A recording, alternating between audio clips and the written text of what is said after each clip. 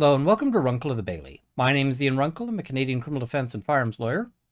Recently, the government has revealed some of the details about how they plan to go about the proposed buyback of various firearms that were banned under the recent order in council. And as usual, they plan to start by going after the little guy. Now, this ban primarily affects popular models of sporting and hunting firearms that are almost never used in homicides in Canada. In fact, many models we know have never been used for a homicide in Canada.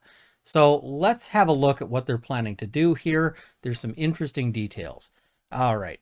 So this notes overview. The government of Canada committed to implementing a mandatory buyback program so that the assault-style firearms that became prohibited on May 1st, 2020 are safely removed from our communities. Now, as mentioned, these are firearms used for sport or for hunting, or at least they were. Certainly, the government recognized that many of these models are hunting appropriate because they allowed Indigenous Canadians to continue using them for hunting. Now, when they say a mandatory buyback program, I mean, buyback is a little bit of sort of weasel words there because buying is a consensual transaction. You can't buy something unless someone's willing to sell it. So this is seizures where they're going to pay you for the privilege of having your stuff taken by the government. All right.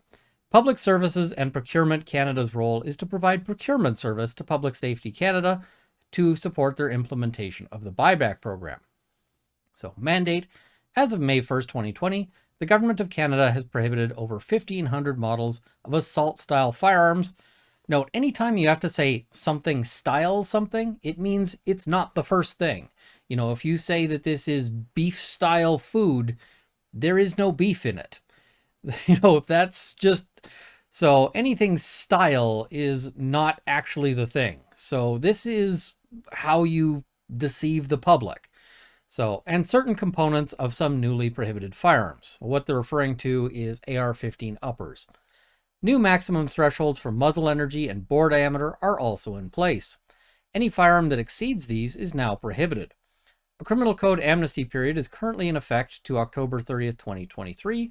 The amnesty is designed to protect individuals or businesses who, at the time the prohibition came into force, were in lawful possession of a newly prohibited firearm from criminal liability while they take steps to comply with the law.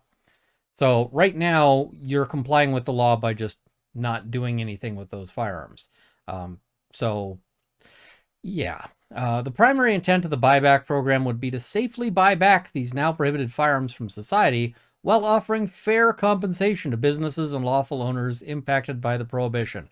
I'm just going to give you a little bit of spoilers. Their notion of fair compensation, I'm going to bet that that's way below what anybody would consider fair looking at this. I don't trust them to pay, dollar for dollar. I don't really trust them to pay dime for dollar on this. The other thing is when they're starting to talk about compensation, I recommend you insist on cash, because if they're proposing to pay you, keep in mind, this is the government that hasn't managed to pay many of its own employees for years. The whole Phoenix pay system, if they're saying, hey, listen, we'll make you a payment through that, no. No. So they want us to trust them on the payments. If they're not paying you right now, they probably never will. So Public Safety is currently examining options for implementation of the buyback program, including the potential of contracting out specific activities. And the reason why they're saying specific activities is that they tried to get somebody to just take over the whole program, and everybody said no. Nobody wanted to do that. So now they're like, hey, maybe we can contract out like printing some materials or something like that. So key activities. The program approach currently being considered by Public Safety senior management envisages 2 phases, with a pilot in the first phase that would inform the national rollout of the program. So they're going to do a little test run. And this little test run is basically they're going to start out in one place and then try to figure out what they're doing wrong and expand it generally. So depending on how this first test run goes will impact the rest of Canada. So where are they going to start? Well, now we'll see that. Phase 1 commence in December 2022 and conclude at the end of the amnesty period. primarily led by Royal Canadian Mounted Police with support from public safety and other government departments. And the reason why they want it led by the RCMP is that everyone else has said no, go away. So Prince Edward Island will be used as a pilot and will be the first point of collection based on the smaller number of firearms. So Prince Edward Island, for my American viewers, is on the East Coast, and it's a little tiny, tiny province. The population there is not a lot of people. So they're picking on the smallest province they can here. And yeah, there's reasons for that. We'll talk about that as we go here. As a result, lessons learned, gaps analysis, and risk assessment would inform the Phase 2 national rollout. This is an interesting term, risk assessment. This suggests to me that they are kind of worried that this might go really, really badly. So that's worrying. You know, when they start saying, hey, we think that this could get into some sort of conflict, so we're going to roll it out where there's the least number of people and we can most outnumber them. That doesn't sound like a government that likes its citizens very much to me. That sounds kind of worrying. All right, let's keep going. Phase 2, a national rollout is planned for spring 2023 once an information management/information technology case management system is in place. It will be implemented in collaboration with other government departments, provincial, municipal, and territorial governments, and potential industry partners. Now, I hope you're not putting too much stock into getting support from provincial, municipal, and territorial governments, because a whole bunch have already told you to go pound sand, and that they want nothing to do with this, and that they don't want to spend a single dollar on this giant catastrophe where you're banning a whole bunch of lawfully owned firearms that are, again, very rarely used in homicides, if ever, to really support the election campaign for the Liberal Party of Canada. This is basically asking for the public to subsidize your re-election plans, which I think is kind of greasy, especially because you're doing it by dividing Canadians and turning us against each other. Literally no one had an issue with any of this with, you know, the sport shooting community in Canada until you guys manufactured this issue because you were worried that you would lose an election otherwise. All right. Now, they want to set up, you know, sort of the IT systems, so that'll be call centers, that'll be electronic databases and so forth. And this is where it's kind of funny that they're starting out on the East Coast, because the East Coast has some, let's say, unique accents. Over on PEI, they call it speaking Islander. And I'm just kind of envisioning the scene from Hot Fuzz, where they're seizing the firearms from the old farmer who is kind of difficult to understand. Especially because I really strongly suspect that when they start looking at setting up call centers, they're either going to contract this out to somewhere overseas where the particular nuances of Canadian accents might be a little difficult for them, or they're going to put this in Quebec because they love to put things like this in Quebec because they want to buy votes to get reelected, which is what this whole thing is about. So I'm really envisioning some fun when we start getting the sort of heavy Quebecois accent fighting with the heaviest Islander accents. I really wish we could get some tapes of that, although, quite frankly, I'd rather we just never see it at all. All right, carrying on here. So Public Services and Procurement posted a request for information on July 14th, 2022, seeking feedback from industry on potential capacity to support delivery of the Buyback program.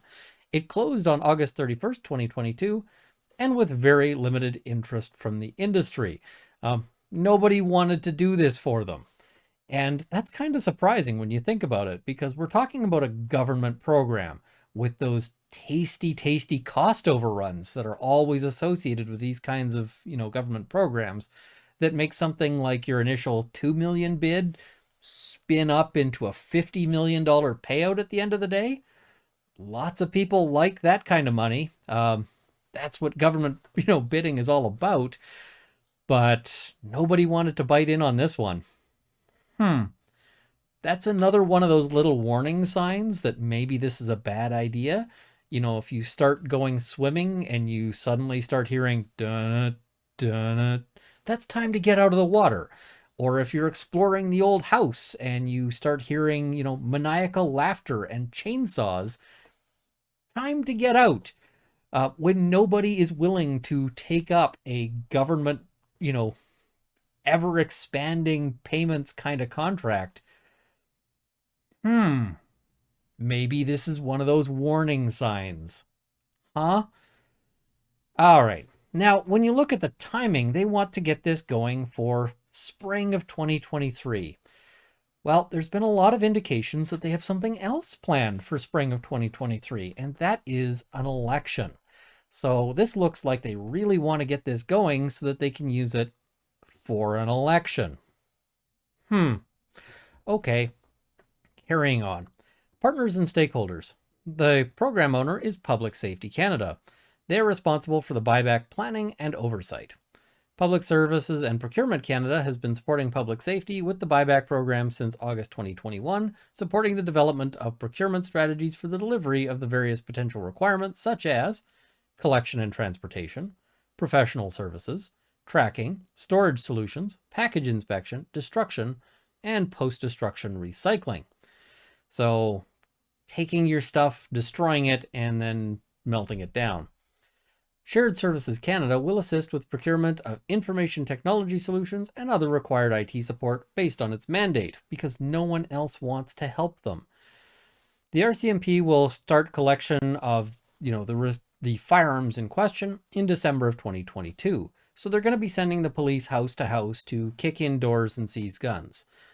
They might ask nicely first, but there's going to be a lot of, they're going to be sending guys with guns to the homes of people who've never done anything wrong, and that should be concerning. They're also supporting the buyback program by providing a high-level process map or written description of the programmatic phases. Okay, that's some interesting language there. Employment and Social Development Canada may support the buyback program with call centers and payment solutions for the compensation. So again, this is where those probably Quebec call centers come in, and payment solutions. I really don't trust their payment solutions. Just saying. We'll see what that looks like. Provincial, municipal, and territorial governments are also being engaged to support the implementation and program delivery. And so far, they've said, go away. So yeah, they would very much like the provinces and municipalities and territories to support them.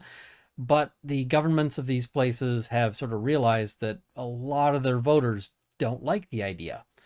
So if you're not in Toronto or Vancouver or, any of the big cities, the local mayor probably hunts and probably realizes, this is not good for my election prospects. If I start ticking off all these farmers by having the RCMP go to their door with guns to take their property. Key considerations. The prohibition applies to all current and future firearm variants that meet the criteria, now over 1,800 firearms. Note the "and future." So they're planning to have this ready to go for additional bans as they go. These firearms can no longer be legally used, sold, or imported. That's not entirely correct because there are some exceptions to that, but yeah, this is what they're saying. Currently, owners have the option to dispose of their firearm by surrendering it to police, deactivating it through an approved business, or exporting the firearm with a valid export permit, all without government compensation. And in fact, you can deactivate it yourself lawfully because just because the government doesn't like it unless you do it through an approved business, there's nothing saying that you can't. That's still an option. Okay. The buyback program aims to offer fair compensation to affected owners and businesses. Fair compensation in a transaction, like if you want to call this buying, is what the person is willing to sell it for. I'll quote you a price if you want my AR. You won't like it, but I'll quote you one, and it's one I'd be happy to get you to pay me. Call me, we'll talk. I'll lay out what I'm willing to sell this for. No, instead they're going to pick a price that is substantially below what I'm willing to sell it for, and I'm gonna bet it's below what I paid for it, and I'm gonna bet it's kind of closer to its scrap value than to its actual value as a firearm. So fair compensation? Yeah, we'll see on that. Work at the officials level is ongoing to develop, design, and engage on the program. This includes public consultations on the government's price list, which was posted on July 28, 2022 on Public Safety's website, and would be used to establish compensation levels for affected firearms. And I can tell you that price list was mediocre at best. It would not be anything that I would call fair compensation. It would in fact be what I would call insulting compensation. In fact, if I had been at the range and somebody had come to me and said, hey, this is what we're, hey, I'll, make you an offer. That's a really nice AR. Here's what I'll pay you for it. And they'd gotten a price off that price list. I wouldn't talk to that person anymore. It would be like, no, you're trying to rip me off. Go to heck. So, yeah.